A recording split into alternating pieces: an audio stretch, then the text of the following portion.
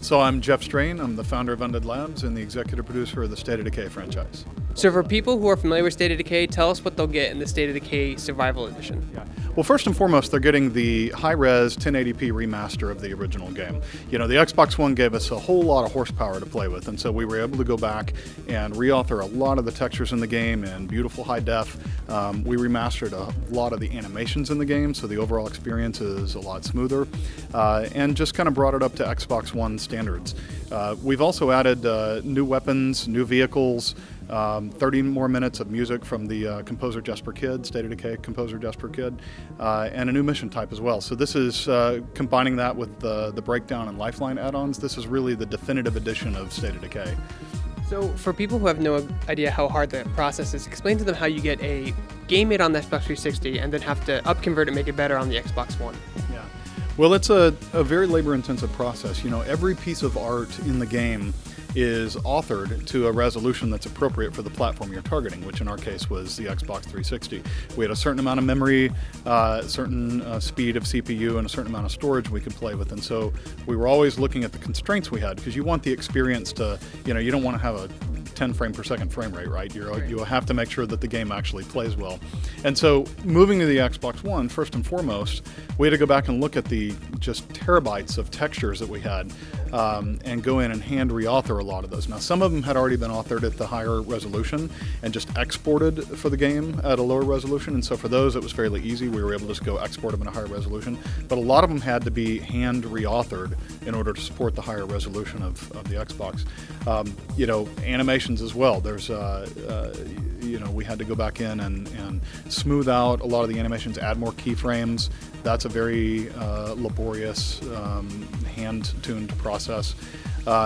And then, you know, really there's technical challenges. They're very different architectures, different threading models, different CPU cores, different memory access models. You know, from a programmer standpoint, just the challenge of getting it so that it runs on day one, and you can say, here's the game, even though it's not authored yet, you know, to take advantage of all the new features, just getting it up and running. I mean, it literally took us 4 or 5 months just to get to that point. So there's a whole lot of work involved in a not just a remaster, but moving to an entirely new platform. And what's it been like developing on the Xbox One? Well, it's compared to the Xbox 360, the Xbox One is an easier architecture to develop for. I mean, a big part of that is just that in terms of memory and CPU and the storage you have available, you just have a lot fewer constraints. It's easier to make a modern-looking game on the Xbox One than it was at 360.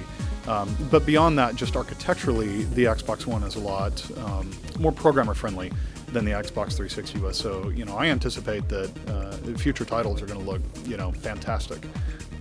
So talk about your game, State of Decay, and what makes that different from other zombie titles out there.